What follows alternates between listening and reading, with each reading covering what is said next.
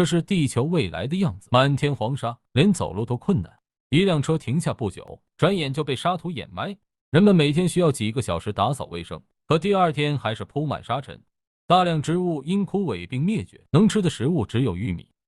可这还不算，因为玉米也患上枯萎病，看来人们饿死是迟早的事。他曾是 NASA 最优秀的宇航员，但食物和资源不足，他只能回家种地。他有个儿子，还有个女儿，在女儿房间时常发生诡异的事情。书架上的书不时自己掉落，空出来的格子好像很有规律。女儿说是幽灵，他却不信。直到一天，沙尘暴突然来袭，他在女儿房间发现一个神秘引力现象，一些随意掉落的沙子竟在地上排列有序。他研究了一晚，发现沙子的排列是个二进制坐标。他拿出地图画出坐标位置，他想过去看看，但那里有什么谁也不知道。为了女儿的安全，他要独自前往，可没想到女儿还是偷偷跑上车。没办法，只能一起了。几个小时后，他们终于到了，一道铁网将他们拦下。男人上前准备将它剪断，突然一道强光袭来，他失去了知觉。醒来后，他被一个机器人一直追问，为什么知道这里？他没说话，四处寻找，他只想看到自己的女儿。他被一个女人带到会议室，还好女儿也在这。原来这是拉萨基地，他们正在组织一场人类移民计划。45年前，火星附近出现一个虫洞，可以通往其他星系，而虫洞不会凭空出现。曾经是谁想让地球人过去？故意放在10年前。他们派出探测器发现12个宜居星球，他们派出12名宇航员前往，每人负责评估自己所在星球能否住人，如果能发射信号等待救援，不能他们只能自生自灭。时隔10年，终于收到3个星球传来的信号。教授知道男人以前的身份，要他参加这次营救行动。他开始是拒绝的，因为自己还有2个孩子，但想到这可能是人类最后的希望，他只能前往。回到家，他跟女儿道别，女儿不让他走，因为他破译了书架的密码，只有2个字留下。可他不听，王保证一定回来，给女儿一只手表当做礼物。他说那里可能会有黑洞，距离黑洞越近，时间就越慢，等他回来或许跟女儿的年纪差不多。女儿一听就要崩溃了，她冲爸爸发脾气，发誓以后再也不理他。当他就要走出房门，一本书突然掉落，好像在说别走，可他还是走了。女儿冲出房门，看着父亲远去的背影，丧声哭喊，可父亲再也听不到，他只是流下眼泪，因为这一走，或许再也见不到女儿。几个小时后，他身处太空，同行的还有教授女儿和几名同事。因为到达虫洞至少需要2年，他们进入休眠舱，终于到了。虫洞是个黑色球体，里面好像藏着很多星系，它可以将宇宙任意2个地方折叠，打开一扇门，人类通过这扇门可以瞬间星际穿越。他们来到一个陌生星系，这里一共有12个宜居星球和1个黑洞，其中有3个星球发过信号，于是他们决定从距离最近的一颗开始。这个星球距离黑洞很近，受引力影响，这里的1个小时等于地球7年，也就是说他们必须尽快找到宇航员，稍微一慢，也许几10年就过去了。他们留下小黑，其余3人出发，驾驶飞船穿过云层，他们看到了无边的汪洋，远处还有高山，看来人类真的还有希望。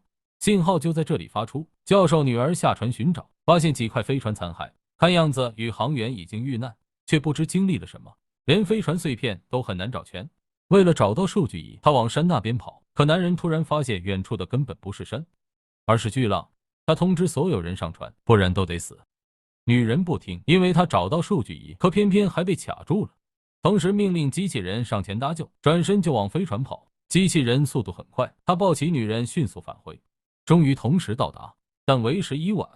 巨浪已经来到，同时还没上船就被冲走，飞船也来不及起飞，只能被巨浪抛起几百米的高空，这么摔下肯定是死。不过好在飞船一路滑行，没有直接掉落，他们狠狠砸向水面，巨浪远去，躲过一劫。还没来得及侥幸，一道巨浪再次来袭，可偏偏隐形进水，根本打不着他，试了好几次，终于成功了。飞船贴着巨浪飞起，稍有不慎，他们会被砸得粉碎，而人类也将失去希望。还好有惊无险，他们终于飞走，同伴只能留下。他想这个星球证明人类曾经来过。回到空间站，小黑已变成老黑。原来刚才短短几小时已经过去23年，老黑没在休眠舱，时间太久，连他都觉得他们回不来了。男人查看这些年的留言，是儿子发来的，这么多年儿子一直尝试跟他联系。儿子找了女朋友，还给他看了照片，他看着看着就笑了。几年后有了孩子，他当上爷爷，他伸手想逗可爱的孙子，但他做不到。然后他哭了。没过几年，儿子的爷爷去世，所有人都希望他能来，可怎么也等不到。多年联系不上，儿子的脸上布满沧桑。他认为父亲已经去世，要将他忘记。而作为一个父亲，这一切他只能选择旁观。最后是女儿的留言，23年只有这一条。今天是他的生日，女儿长大了，他跟父亲走时年龄差不多。他依然记得父亲当年说的话，还问他为什么还不回来。可这个父亲什么都做不了，只能对着屏幕里的女儿哭泣。原来女儿已经成为科学家，并跟着老教授学习，他们要建造一个空间站，拯救全人类。但他们遇到一个问题，有组数据只有进入黑洞才能得到，黑洞可以进，但绝对出不来，任务还要继续。还剩2个星球，但只能选一个，因为燃料不够，2个地方都去。男人和女人产生分歧，他觉得其中一个星球在持续发送信号，说明人还活着，可女人想去另一个，因为探索这个星球的宇航员是她的爱人。他们通过投票决定去男人所说的星球。飞船穿过云层，他们发现事情没那么简单，因为云层结冰了。他们在信号附近降落，零下几十度的寒冷把这里全冻成冰。他们找到当年的飞船，打开休眠舱，宇航员还活着，还有个坏掉的机器人。宇航员说是不小心弄坏的，不需要修理。然后就给大家介绍星球情况。这时教授女儿看到地球传来的视频，是男人女儿发来的。老教授去世了，临走前告诉他一个真相，原来拯救人类计划根本不存在，因为黑洞数据得不到，他造不出空间站，他只是让宇航员带上人类受精卵，去外太空保存火种，地球人将全部死亡。女儿在视频里大哭，她问父亲是否故意把她抛弃，留他们等死。看到这一切，男人发誓一定要回家。宇航员带男人调查，来到一处悬崖，准备从这里下去。突然，宇航员拔掉男人通讯器，一把将他推下。原来他早知道这里不适合生存，但他不想死，发送虚假信息就是想逃回地球。他打破男人的头盔，想让他缺氧而死，但他是个懦夫，连上去补刀的勇气都没有。男人抓住机会捡起通讯器，告诉所有人他们被宇航员骗了，而自己氧气泄漏，估计会死。女人急忙发动飞船迅速赶来，还好不是太晚。此时老黑还留在基地修理机器，但他被设置了开机自爆程序，老黑死了。宇航员开动飞船逃跑，原来他要劫持空间站，这样他就能得救，但他不会对接，尝试几次全部失败。他强行打开舱门，想要动手解决，结果他被炸飞。爆炸产生的冲击力使空间站快速旋转，这使得对接更加困难，而没有空间站他们哪都去不了，没办法，只能硬着头皮上。男人把飞船转速与空间站同步，然后在剧烈旋转下对接，可这样转下去，再好的身体素质也会晕。果然女人晕倒了，但她不能因为一旦失败就全完了。终于对接成功，然后制动，他们成功了。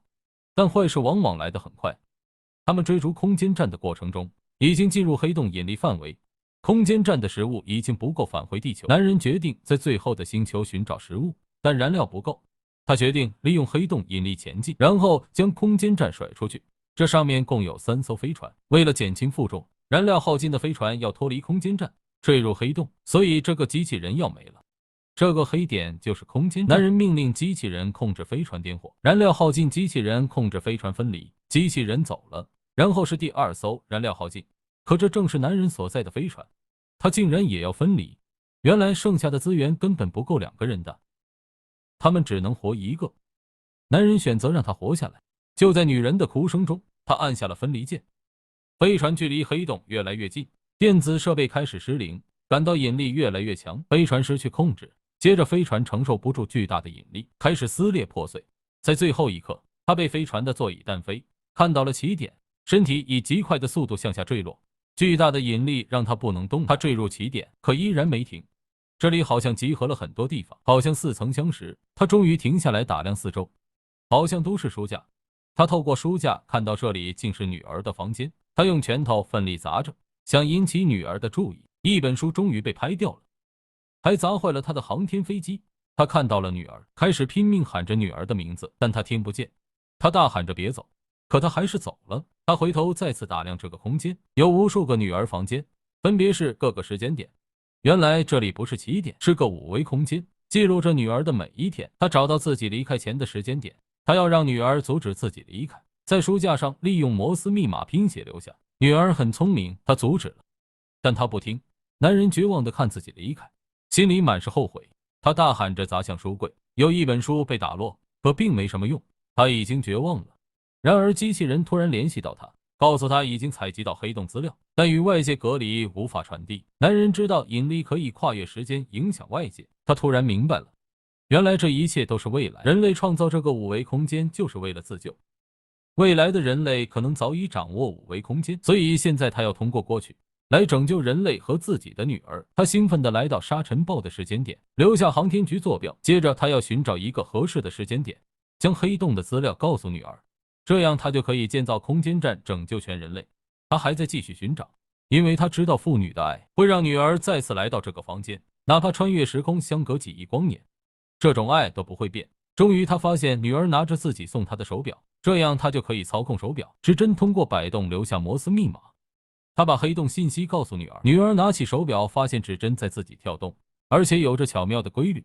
女儿看懂了，原来父亲一直在她身边，从来没有放弃过他们。最后，女儿通过父亲的数据计算引力公式，她成功了，而她也失去了意识。当她醒来，自己正躺在床上，原来几十年后是人类拯救了她。这里是女儿建造的空间站，正围绕土星运行，人类在这里生活得很快乐。女儿把自己冻了2年，就是想活着见到她。终于，她找到了女儿的病房，屋子里都是他们的家人。她见到自己的女儿，女儿已经老了，可能活不了多久。男人124岁，但还是当年的样子。告诉女儿自己就是幽灵。女儿说，她知道她一直带着爸爸送给她的手表，她知道父亲一定会回来，因为爸爸答应过她。